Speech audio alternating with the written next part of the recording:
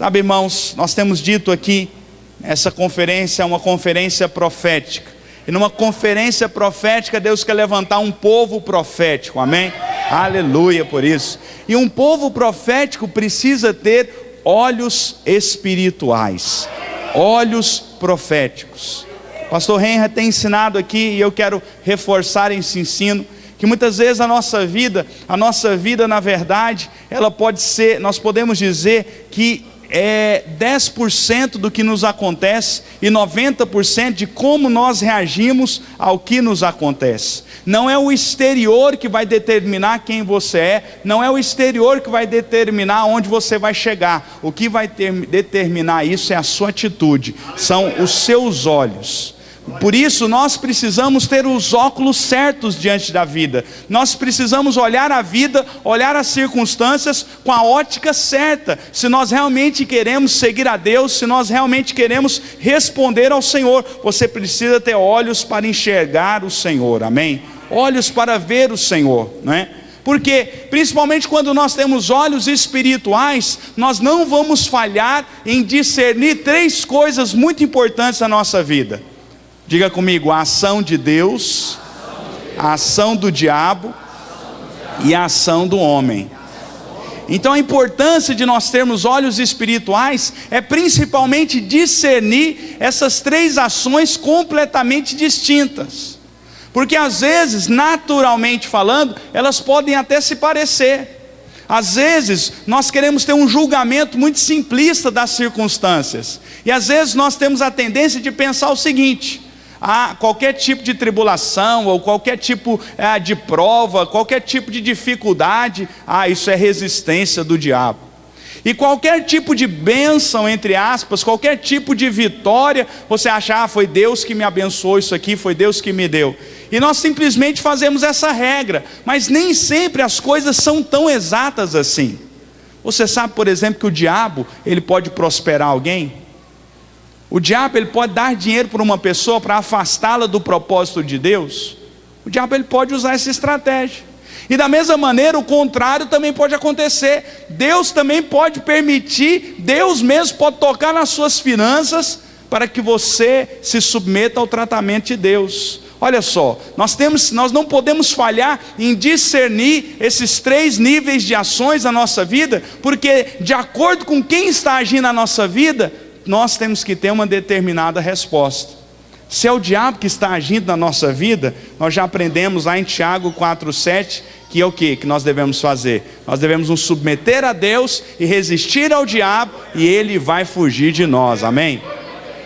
Então é muito fácil vencer a resistência do diabo, quando realmente é o diabo que está resistindo a você, quando a dificuldade que você tem enfrentado é fruto de uma ação maligna, você precisa se posicionar em Deus e resistir ao diabo. Você precisa entrar em batalha espiritual e vencer aquela circunstância debaixo da autoridade do nome de Jesus.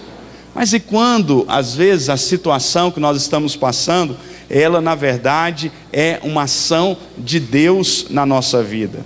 Olha só, isso pode acontecer? Isso pode acontecer sim. Abra sua Bíblia comigo, esse texto eu quero ler com você, lá em Deuteronômio 8. Deuteronômio capítulo 8, nós vamos ler aí do versículo 1 ao 3.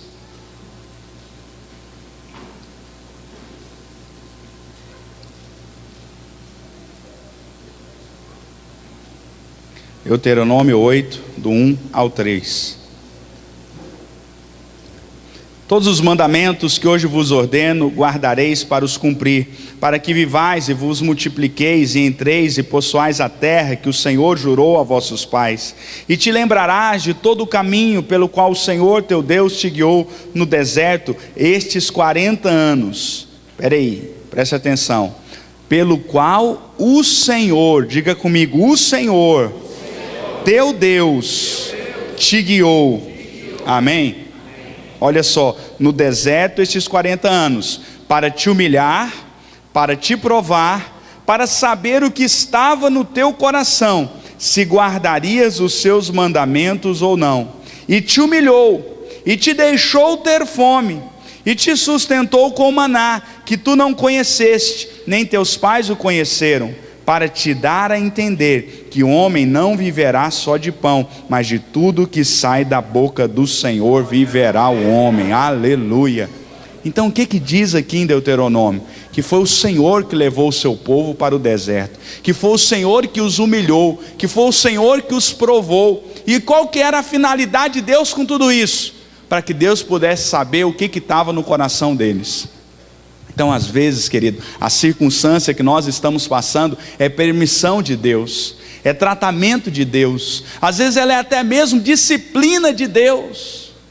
Muitos de nós às vezes não discernimos quando nós estamos sendo disciplinados por Deus, e às vezes você não discerne isso, e você fica tentando resistir ao diabo, você fica usando as armas erradas para tentar sair dessa batalha, porque você não vai conseguir repreender Deus. Você pode orar o tanto que você quiser, você pode jejuar o tanto que quiser, porque se a circunstância que tem te pressionado nesses dias, é Deus que trouxe ela sobre a sua vida, para te humilhar, para te provar, para ver o que está no teu coração, para saber se você realmente ia resistir, e se você ia se alimentar da palavra dele, não das circunstâncias. Se é Deus que está agindo na sua vida, você tem que mudar a estratégia. E por isso nós precisamos de olhos para ver o Senhor. Nós precisamos de olhos espirituais para enxergar a Deus na nossa vida. Sabe, querido, eu quero te perguntar, você tem enxergado Deus na sua vida nesses dias? Você sabe o que você tem passado, as circunstâncias que têm acontecido na sua vida, qual que é o propósito de Deus nelas? O que Deus está tentando lapidar dentro de você? O que Deus quer te ensinar? O que Deus quer te mostrar através daquilo que você tem passado? Nós não podemos falhar em discernir a mão de Deus sobre a nossa vida. Mas para nós não falharmos nisso, nós precisamos ter olhos espirituais. E ainda há um terceiro tipo de circunstância que pode vir sobre as nossas vidas, que na verdade é a ação do homem. O que eu quero dizer com isso? É simplesmente resultado, é simplesmente colheita da semeadura que nós fazemos. Olha só o que está escrito lá em Gálatas. Vamos lá para Gálatas. Gálatas capítulo 6, versículo 7.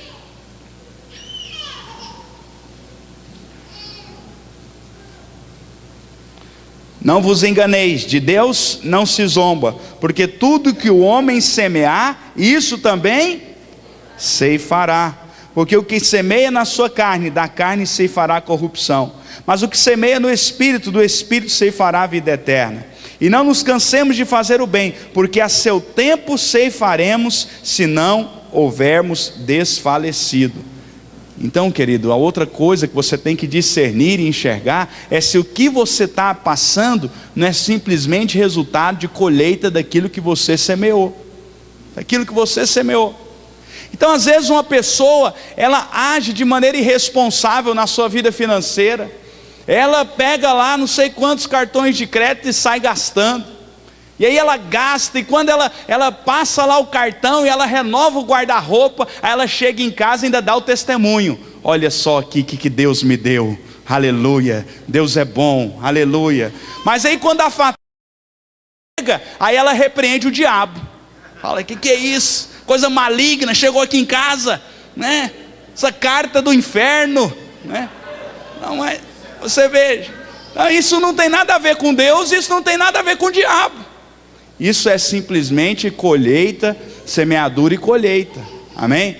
Às vezes nós não cuidamos da nossa saúde, às vezes nós não tomamos os cuidados necessários, e às vezes nós colhemos uma enfermidade, que não é resistência do diabo, não é espinho na carne, é só colheita de escolhas erradas que você tem feito. E aí nós queremos culpar o diabo, ou queremos às vezes argumentar com Deus. Então quem tem olhos espirituais, ele consegue discernir se é Deus que está agindo na sua vida, se é o diabo que está agindo na sua vida, ou se é você mesmo que está, na verdade, semeando os problemas que você tem colhido. As circunstâncias, as pressões que você tem passado, quais são as causas dela? Às vezes nós focamos os nossos olhos nas consequências, mas qual é a causa do problema que você tem enfrentado? Quem está por trás desse problema? Você precisa ter olhos espirituais para enxergar, amém? Mas como que nós podemos ter olhos espirituais? Eu quero estudar alguns princípios das Escrituras com você sobre isso.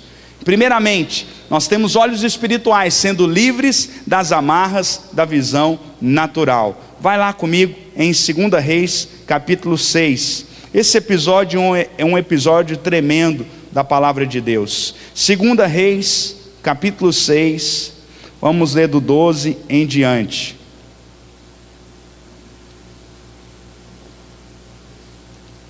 Olha só o que acontece aqui. E disse um dos servos: não, ó rei meu senhor, mas o profeta Eliseu, diga comigo, o profeta Eliseu, amém? Que está em Israel, faz saber ao rei de Israel as palavras que tu falas no teu quarto de dormir. E ele disse: vai, vê onde ele está, para que envie e mande trazê-lo. E fizeram-lhe saber, dizendo: eis que está em Dotã. Então enviou para lá cavalos, carros, um grande exército, os quais chegaram de noite e cercaram a cidade. E o servo do homem de Deus, diga comigo, o servo do homem de Deus, amém? Se levantou muito cedo e saiu, e eis que um exército tinha cercado a cidade com cavalos e carros. Então o seu servo lhe disse: ai meu senhor, que faremos?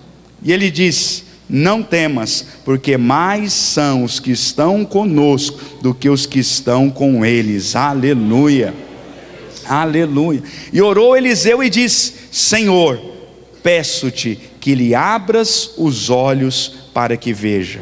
E o Senhor abriu os olhos do moço e viu, e eis que o monte estava cheio de cavalos e carros de fogo em redor de Eliseu. Aleluia, que episódio tremendo da palavra de Deus. Então Eliseu estava ali com o seu discípulo, e o que estava acontecendo aqui? O rei da Síria estava guerreando ali contra o povo de Deus, né? Só que o profeta Eliseu estava avisando ali o povo de Deus de qual seria a estratégia do rei sírio, né? Antes dele atacar, o povo já sabia o que ele ia fazer e ali se defendia. A tal ponto chegou isso, que o rei da Síria achou que tinha algum espião entre eles, e ele falou: olha, o que está acontecendo aqui? Quero saber agora, quem que é o espião que está no nosso meio aqui? Tudo o que nós vamos fazer, o exército lá já está sabendo. E aí então um dos seus comandantes falou: não tem espião nenhum, rei, na verdade é o profeta Eliseu.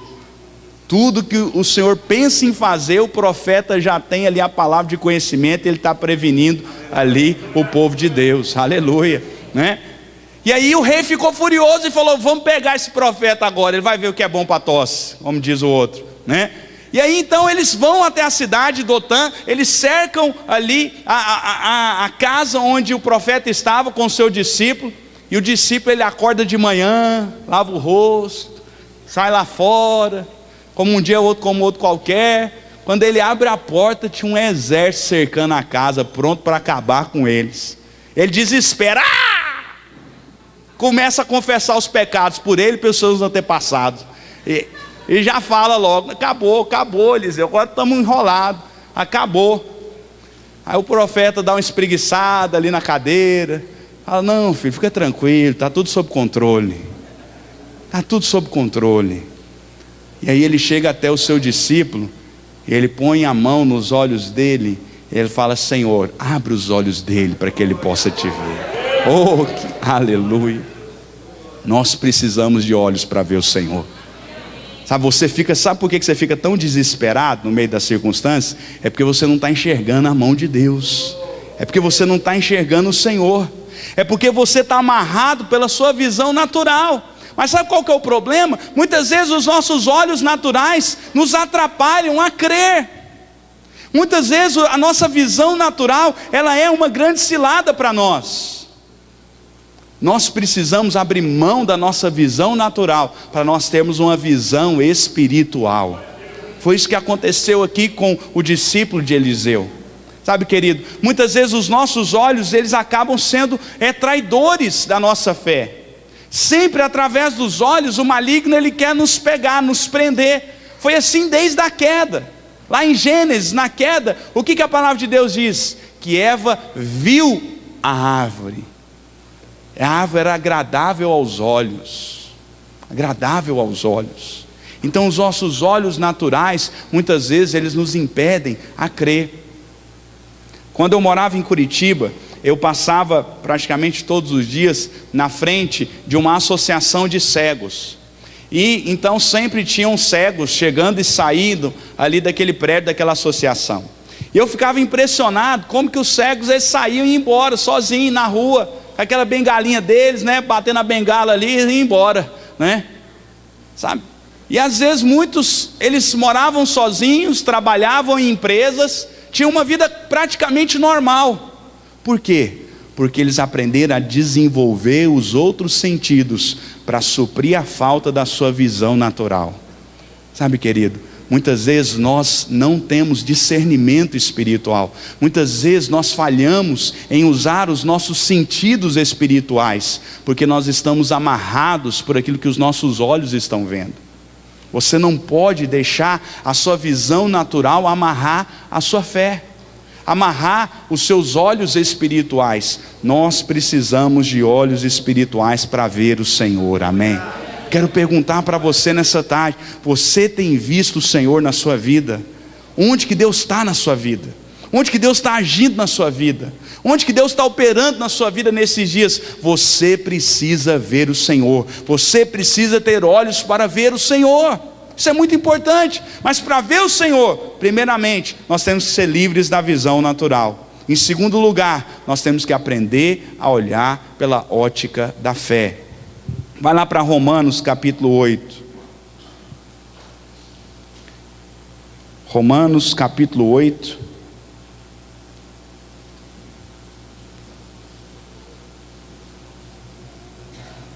Versículo 22 ao 25.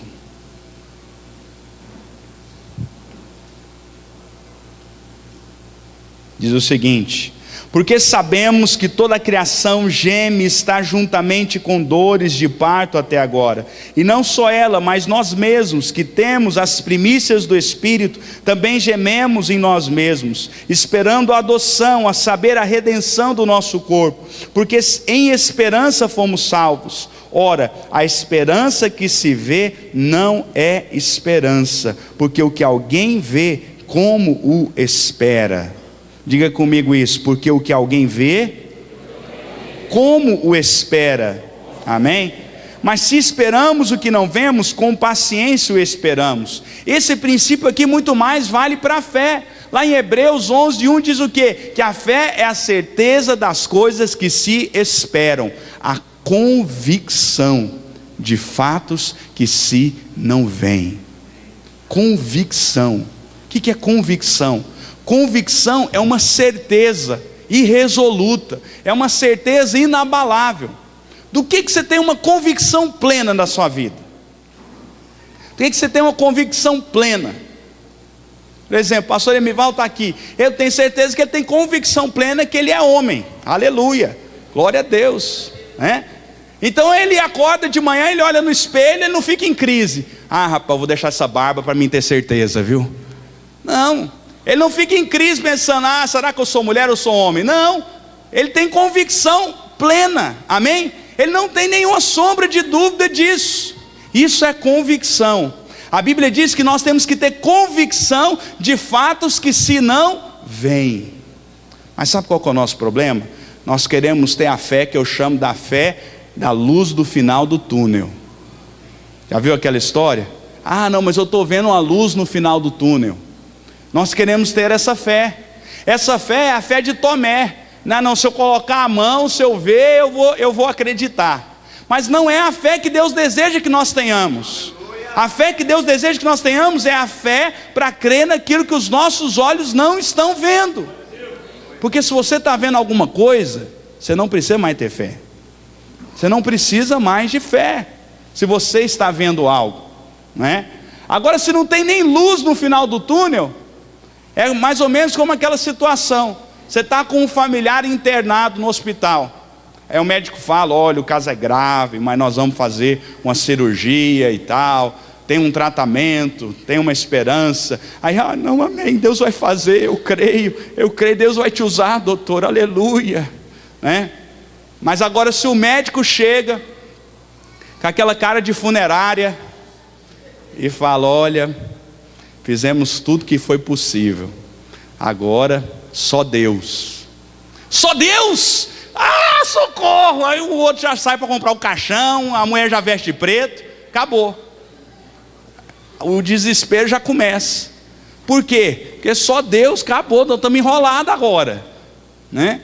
Então você percebe como que a nossa fé, ela é uma fé que ela precisa de uma muleta, ela precisa de alguma coisa que os nossos olhos estão vendo, mas isso não tem a ver com fé. A fé genuína, a fé bíblica, é a fé que nós precisamos ter quando nós não estamos vendo nada. Você não está vendo nada. Quero te perguntar, quais convicções você tem no seu coração? Quais são as promessas de Deus na sua vida? Às vezes o tempo passa, às vezes você não está vendo nada, e porque você não está vendo nada, você começa a questionar a promessa de Deus, mas não é assim que você deve agir. Você deve se firmar nas promessas de Deus, e crer contra as circunstâncias, e ousar crer naquilo que os seus olhos não estão vendo, naquilo que os seus olhos não estão vendo. Não tem atitude de Tomé, porque o Senhor diz, bem-aventurado é aquele que não viu e creu, amém? Sabe, aquele que viu, creu porque viu, ele não tem glória nenhuma, mas aquele que creu sem ver, esse é chamado pelo Senhor de bem-aventurado, aleluia. Nesses dias o Senhor vai te chamar de bem-aventurado. Fala para o irmão que está do seu lado, você quer ser chamado de bem-aventurado? Então você precisa andar com os olhos da fé, amém? Terceiro lugar, para você ter olhos espirituais, você precisa focar os seus olhos no ponto certo. Todos nós conhecemos essa história aqui de Números, dos espias, mas vamos lê-la. Números 13, 27. Vamos ler do 27 ao 33. E contaram-lhe e disseram, fomos à terra que nos enviaste, e verdadeiramente mana leite e mel. Diga comigo, verdadeiramente mana leite e mel. Amém? E este é o seu fruto. O povo, porém, diga comigo, porém. Amém? Que habita nessa terra é poderoso, as cidades fortificadas e muito grandes. Também vimos ali os filhos de Enaque. Os amalequitas habitam na terra do sul, os heteus, jebuseus, amorreus habitam na montanha, os cananeus habitam junto do mar e pela margem do Jordão. Então Calebe fez calar o povo perante Moisés e disse, certamente subiremos e possuiremos esta terra, porque certamente prevaleceremos contra ela. Aleluia, aleluia. Mas olha só o que acontece. Porém os homens que com ele subiram disseram, não poderemos subir contra aquele povo, porque é mais forte do que nós. E infamaram a terra que tinham espiado, dizendo aos filhos de Israel, a terra pela qual passamos a espiá-la, é terra que consome os seus moradores, e todo o povo que vimos nela são homens de grande estatura. Também vimos ali gigantes, filhos de Enaque, descendentes dos gigantes. Agora preste atenção. E éramos aos nossos olhos como gafanhotos, e assim também éramos aos seus olhos. Qual que foi o problema aqui? Por que esse povo infamou a terra e não possuiu a terra prometida? Eles começaram bem, eles começaram confirmando o relato da terra, verdadeiramente a terra mana leite e mel. Mas aí veio um porém, veio um mas. Olha, Deus quer fazer, mas... olha, não cuidar, também não é bem assim, mas veio um mas. E qual que foi o mais? A terra já estava ocupada. Pequeno detalhe que Deus esqueceu de mencionar para eles, porque Deus, Ele sempre testa a nossa fé. Mas qual que foi o problema aqui que fez com que eles falhassem? O Senhor falou para eles, vai lá e espia a terra, coloca os seus olhos na terra. Mas eles não só olharam para a terra, eles olharam para os habitantes da terra. E eles colocaram o seu foco no lugar errado. Eles colocaram o seu foco no gigante, ao invés de colocar o foco na terra. Eles olharam somente os gigantes. E quando nós olhamos, com os nossos olhos naturais, nós temos a nossa fé amarrada. E aí qual que foi a conclusão? A incredulidade entrou imediatamente no coração deles, a tal ponto que eles falaram: nós somos aos nossos próprios olhos gafanhotos, e assim nós somos aos olhos deles também. Agora deixa eu te perguntar, será que eles foram lá fazer uma entrevista com os gigantes? Será que eles foram lá perguntar: olha, a gente está pensando aqui em invadir a terra, e será que vocês acham a nosso respeito? Você acha que a gente tem chance contra vocês? Aí um gigante virou e falou: rapaz, você é igual um gafanhoto, eu vou só dar uma pisada em você. Isso não aconteceu. Mas você veja, quando nós somos guiados pela visão natural, a nossa fé ela é imediatamente amarrada, a incredulidade imediatamente ela assola o nosso coração, e você passa a se ver como Deus não te vê, você passa a focar no lugar errado. O diabo ele é especialista em focar os nossos olhos nos problemas. Todos aqui têm máquina, né? Hoje agora é só aquelas máquinas digitais, e aí você dá o zoom. Quando você dá um zoom em algo, o que acontece com aquilo ali? Aumenta, amém? Aumenta. O diabo é especialista em dar zoom nos seus problemas. O diabo é especialista nisso, e quando ele faz isso, a coisa fica muito pior do que parece. Mas nós temos que focar os nossos olhos no Senhor, nós temos que focar os nossos olhos na promessa, nós temos que tomar uma decisão de focar os nossos olhos no lugar certo. Deixa eu te dizer, essa regra vale para tudo na sua vida. Essa regra vale até para o seu casamento. Você pode decidir focar os seus olhos no lugar certo dentro do seu casamento. Por exemplo, às vezes você tem uma esposa abençoada, uma esposa fiel, uma esposa carinhosa, tem N qualidades. Mas quando ela cozinha, só Jesus na causa, Quando resolve fazer um ovinho frito, você já tem que clamar misericórdia, E aí o que o diabo faz? O diabo ele faz você olhar só para isso. Fala: rapaz, como é que você casou com uma mulher que cozinha tão mal assim? Você vai comer esse arroz salgado o resto da vida, 30 anos comendo esse arroz salgado, vai preparando, que é só o começo. Isso é o que o diabo faz. O diabo ele foca os seus olhos só no problema, e aí você deixa de ver as milhares de qualidades que ela tem para olhar para o problema. Sabe, querido, você tem que escolher colocar o foco no lugar certo. Não coloca o foco nos problemas, coloca o foco da sua vida em Deus. Coloque em Deus. Não coloca o foco da sua vida naquilo que não está acontecendo. Coloca o foco aonde já aconteceu, que já aconteceu. O pastor está lá, planejando avançar, crescer, aí batiza 10, aleluia, coloca o seu foco nos 10, se alegra com os 10 que você batizou, glorifica o nome do Senhor, se alegra, entra em júbilo por causa disso. Mas só que o alvo não era 10, o alvo era 30. Aí o que o diabo faz? Ele coloca os seus olhos nos 20 que não batizou.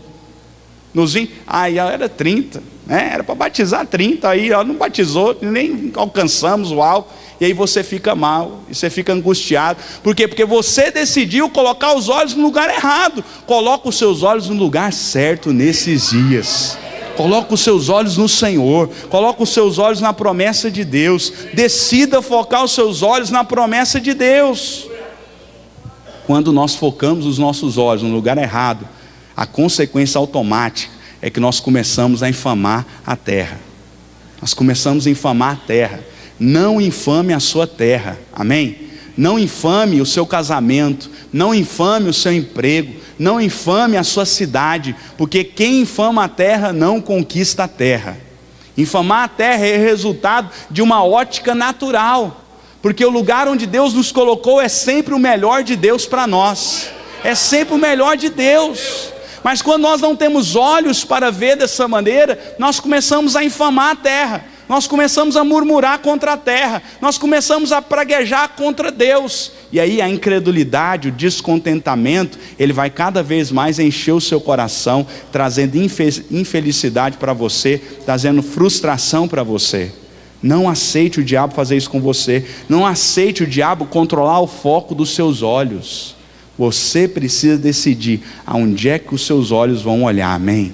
Você tem que tomar essa decisão. Em quarto lugar, quando você faz isso, você começa a decidir ver como Deus vê.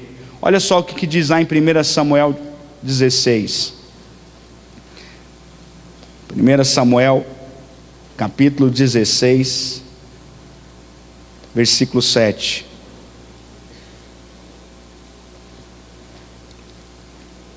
Porém o Senhor disse a Samuel: não atentes para a sua aparência, nem para a grandeza da sua estatura, porque eu tenho rejeitado. Porque o Senhor não vê como vê o homem, pois o homem vê o que está diante dos olhos, porém o Senhor olha para o coração. O homem vê o exterior, Deus olha o interior. O homem vê só o que está por fora, Deus vê o que está por dentro. É por isso que Deus vê o potencial, Deus vê o que deve ser, Deus vê o que pode vir a ser. Todos os homens de Deus, eles agiram e eles tiveram essa ótica. Eles aprenderam a enxergar com olhos espirituais. Você vê, por exemplo, a atitude do apóstolo Paulo, quando ele escreve a carta lá para os irmãos de Corinto. E ele começa a carta falando: meus amados irmãos santos, chamados para ser santos. Ele começa chamando o povo de santo. Mas o que estava acontecendo naquela igreja? Tinha irmãozinho lá que embriagava no meio da ceia. Embriagava na ceia. O outro estava, tendo relação com a madrasta. Que coisa terrível, nem ímpio faz um negócio desse, Então você veja, aquela igreja era cheia de problemas, cheia de promiscuidade, cheia de divisão. Mas o apóstolo Paulo olha para aquele povo e fala: vocês são santos, vocês são chamados para ser santos. Deixa eu te dizer, você tem que olhar para o seu povo com os olhos de Deus, amém? Você tem que olhar para a sua célula com os olhos de Deus. Você tem que olhar para o seu líder com os olhos de Deus. Você tem que olhar com os olhos do Senhor. Porque o Senhor, Ele vê o potencial. O Senhor, Ele escolhe um homem, e o sujeito vai lá para debaixo das malas, fica escondido lá, tremendo o joelho de medo. Aí Ele fala: levanta, forte e corajoso. Como assim forte e corajoso? O sujeito estava escondido no meio das malas. Forte e corajoso, É porque Deus vê o que pode ser, Deus vê o potencial, Deus vê o que está por vir, Deus vê profeticamente. Você tem que aprender a ver profeticamente, amém? Você tem que olhar para aquele irmão descompromissado lá da sua célula e olhar para ele com os olhos de Deus e falar: esse aqui vai ser um grande líder, esse aqui vai ser o melhor membro dessa célula, esse aqui vai ser o futuro líder dessa célula. Deus vai operar, Deus vai fazer, Deus é bom, ele vai ser completamente transformado por Deus. Aleluia! Quando você olha com os olhos de Deus, seu coração enche de fé. Mas tudo que o diabo não quer é que você olhe com os olhos de Deus. Tudo que o diabo quer é focar os seus olhos no problema. Olha aí o fulano, brigou com a mulher de novo, pela 15ª vez, essa semana. Você vai lá aconselhar ele de novo? Olha aí, olha aí o fulaninho aí, a menininha aí. Olha o que ela aprontou essa semana. Olha a resposta que ela está dando. Sua discípula? É sua discípula mesmo? Essa é a voz do diabo na nossa mente. Essa é a voz do diabo tentando controlar o foco da nossa visão, para colocar o foco da visão nos problemas e fazer você infamar a terra. Porque se você infamar a terra, você não vai possuir a terra. Mas a lição que o apóstolo Paulo aprendeu, e que nós precisamos aprender, nós temos que tomar uma decisão. Ver com os olhos de Deus, ver como Deus vê. Você precisa ver o seu povo como Deus vê. Veja o seu marido como Deus vê. Veja a sua esposa como Deus vê. Amém? Chega em casa lá, às vezes o marido é ímpio, desbocado, chega lá e fala: meu Deus, até quando eu vou aguentar esse traste? Até quando eu vou aguentar esse chulezento? Chega, tira essa bota, ninguém aguenta ficar aqui dentro, parece o capeta, sabe? Até quando? Agora, se você chegar em casa e falar, ele está lá xingando, vendo lá uma coisa que não presta na televisão, e você está lá na cozinha profetizando: Senhor, obrigado por esse homem de Deus, obrigado, Senhor, por esse homem cheiroso, maravilhoso. Deus, eu glorifico o Senhor, aleluia, porque esse homem é maravilhoso, é tremendo, ele vai ser um grande homem de Deus. O que você está fazendo? Você está ousando ver com os olhos de Deus, amém? Porque é assim que Deus vê ele, é assim que Deus vê ele, e você precisa vê-lo com os olhos de Deus. Decida ver com os olhos de Deus. Em quinto lugar, sabe, querido, quando nós vemos com os olhos de Deus, eu falei um pouquinho sobre isso de manhã, eu quero falar mais um pouquinho agora. Você desenvolve uma visão de longo alcance. Vai lá para Colossenses, Colossenses capítulo 3, vamos ler do 1 ao 4.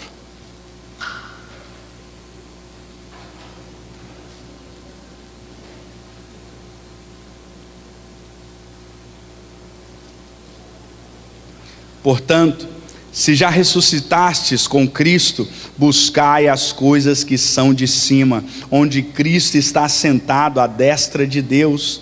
Pensai nas coisas que são de cima, e não nas que são da terra, porque já estáis mortos, e a vossa vida está escondida com Cristo em Deus. Quando Cristo, que é a nossa vida, se manifestar, então também vós vos manifestareis com Ele em glória. Aleluia! Sabe, querido, você já morreu para essa vida, e você tem que pensar naquilo que está por vir. Nós temos que ter uma visão de longo alcance. Até onde você enxerga? Sabe, muitos cristãos não têm uma visão espiritual da vida, tem uma visão natural, são pessoas naturais. Nós não podemos ser pessoas naturais. Se nós queremos ver o sobrenatural de Deus, nós temos que elevar os nossos olhos e olhar também de forma sobrenatural para a vida, viver de forma sobrenatural, viver acima do natural. Essa deve ser a nossa postura. Mas quando nós temos uma visão espiritual, nós não podemos ter uma visão espiritual míope. Às vezes, quando um cristão consegue ver com olhos espirituais, ele às vezes ainda continua tendo uma visão míope. O que é a visão míope? É o sujeito que ele só enxerga de perto, mas ele não enxerga de longe. Ele não enxerga de longe. A pessoa só vê a bênção que Deus tem para ela agora. Ah, Deus vai me prosperar, Deus vai me abençoar. Isso tudo é muito bom e é verdade. Mas qual é a grande promessa do cristianismo? A grande promessa do cristianismo é a salvação, é a casa de Deus, é a eternidade, é o reino que está por vir. Essa é a grande promessa do cristianismo. Sabe, quanto mais longe você enxergar, menores vão ser os seus problemas. Fala para a pessoa que está do seu lado isso: quanto mais longe você enxergar, menores serão os seus problemas. Amém? Sabe, quando nós temos uma visão de longo alcance, nós temos o coração de Abraão, e nós podemos dizer que realmente nós vamos ter uma vida de tendas, porque nós estamos esperando a cidade que tem fundamento. Quando nós temos essa visão, os problemas eles ficam muito pequenos. Quando você tem uma visão de longo alcance, o seu problema diminui muito. Sabe, irmãos, quanto mais imaturo alguém é, maiores são os seus problemas na ótica dele.